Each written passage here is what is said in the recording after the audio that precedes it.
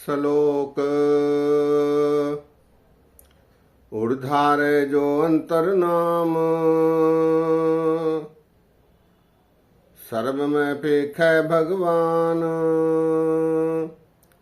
निमख निमख ठाकुर नमस्कार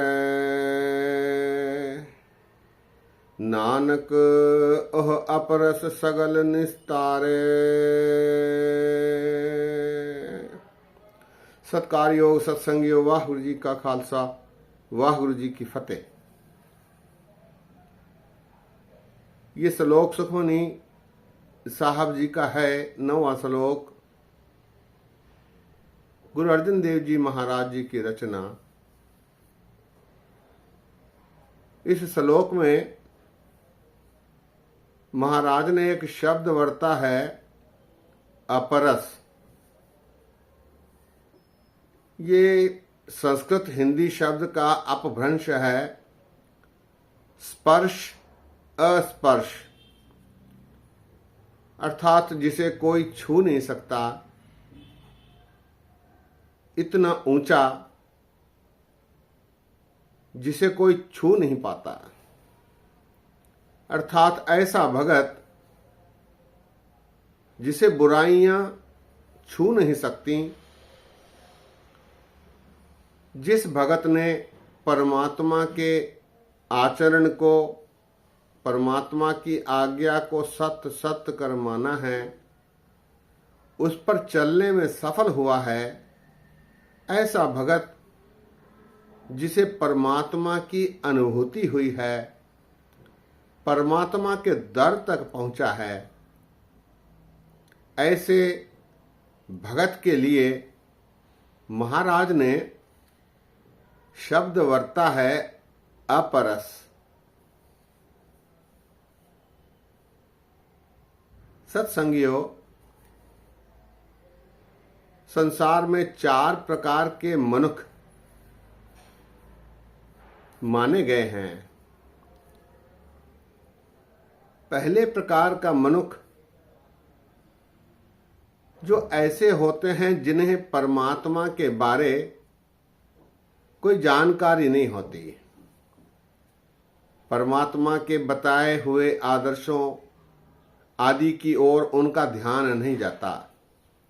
वे केवल माया में भौतिक वस्तुओं में आनंद प्राप्त करने में व्यस्त रहते हैं और अपना जीवन गंवा देते हैं। सारा जीवन इसी प्रकार व्यतीत कर देते हैं। उन्हें परमात्मा आदि के बारे कोई न रुचि होती है, न उनका कोई प्रयत्न होता है। वैसे वे मंदिर, मस्जिद, गिरजाघर, गुरुद्वारे सभी जगह जाते हैं केवल मनोरंजन के लिए, अपनी पहचान के लिए, समाज में अपनी उपस्थिति दर्ज कराने के लिए। इस प्रकार के मनखों की संसार में बहुतायत है। सबसे ज्यादा मनुष्य इस श्रेणी में आते हैं। कुछ मनुष्य परमात्मा की सिफत करने की कोशिश करते हैं, लेकिन माया के वश होकर कर्म कांडों में फंस जाते हैं। उनकी सच्ची निष्ठा परमेश्वर के प्रति नहीं होती, वो केवल कर्म कांडों तक ही सीमित रह जाते हैं। तीर्थाटन करना, तीर्थों पर जाना, पेड़ों पर पानी चढ़ाना, तीर्थ स्थलों पर सूरज को पानी देना, इस प्रकार के अनेक कर्मकांड केवल हिंदू धर्म में ही नहीं बल्कि सभी धर्मों में ये कर्मकांड व्याप्त हैं। सिख धर्म में भी पूनम वाले दिन जाकर स्नान करना, मस्या वाले दिन सरोवर जाना, स्नान करना, किसी चीज की प्राप्ति के लिए अखंड पाठ रखवा देना, किसी से जाप करवा लेना, ऐसे कर्मकांड सभी धर्मों में व्याप्त हैं। तो दूसरे प्रकार का मनुष्य जो होता है वो इन कर्म कांडों में लिप्त होकर माया में फंसकर प्रभु प्राप्ति में असफल हो जाता है। दूसरे प्रकार का मनुष्य, इनकी भी बहुतायत है। आजकल इस प्रकार के मनुष्यों की संख्या बड़ी है। लोग धर्म के नाम पर आडंबर रचाने लगे हैं सभी धर्मों में। तीसरे प्रकार का मनुष्य, जिसने प्रभु की अनुभूति की है, सच्चा भगत, इनकी संख्या नगण्य होती है, बहुत कम, और ये गुप्त रहते हैं। इन्होंने परमात्मा के आचरण को सत्य सत्य कर मान लिया है, प्रभु के परमात्मा के दर तक पहुंच गए हैं।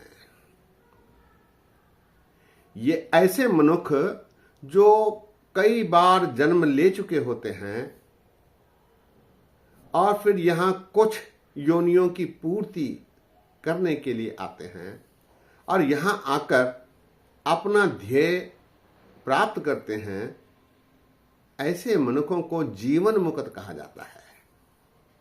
ये रहते जीवन में ही मुक्त हो जाते हैं। इनकी संख्या नगण्य है, बहुत कम, इन्हें ढूंढना होता है।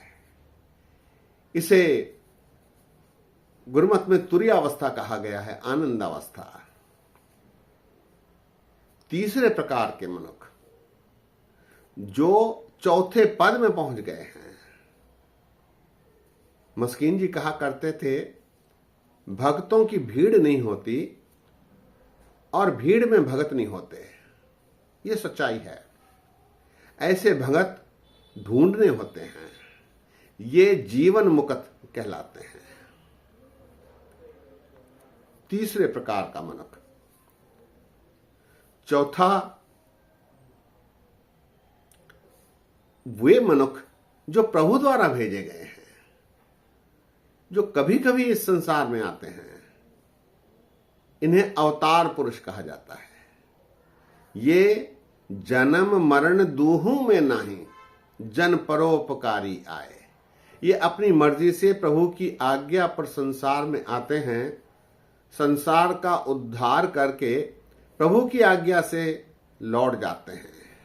ये अपने ज्ञान का प्रकाश करते हैं। अज्ञान, संसार में फैले हुए अज्ञान को दूर करने के लिए ज्ञान का प्रकाश करते हैं। इसीलिए इनका जन्म नहीं होता, इनका प्रकाश होता है, इनके ज्ञान का प्रकाश होता है। इसलिए हमने देखा है कि गुरुओं के जन्मदिन नहीं मनाए जाते हैं, गुरुओं के प्रकाश पर्व मनाए जाते हैं, क्योंकि इन्होंने इस संसार में प्रभु की आज्ञा से आकर ज्ञान का प्रकाश किया और अज्ञान के अंधेरे को दूर किया, समाज का कल्याण किया। चौथे प्रकार के मनुष्य। गुरु अर्जन देव जी महाराज ने इस श्लोक में तीसरे प्रकार के मनुष्य के बारे उल्लेख किया है। उर्धारे जो अंतर नाम, ऐसा मनुष्य, ऐसा भगत जो अपने हृदय में नाम की संभाल करता है, सदैव प्रभु को बसाए रखता है। उर्धारे जो अंतर नाम, नाम अर्थात परमात्मा, उर अर्थात हृदय, अपने हृदय में परमात्मा को बसाए रखता है। ऐसा मनुष्य, ऐसा भगत। उर्धारे जो अंतर नाम, सर्व में पिख है भगवान। वो फिर सभी में परमात्मा के ही दर्शन करता है, उसे कोई और नहीं दिखाई देता। जले हरि, थले हरि, उरे हरि, बने हरि, सभी में वो परमात्मा के दर्शन करता है। सर्व में पिख है भगवान, निमख निमख ठाकुर नमस्कार है। वो प्रत्येक क्षण सांस सांस प्रभु को नमस्कार करता है, प्रभु को दंडवत करता है, प्रभु को याद करता है।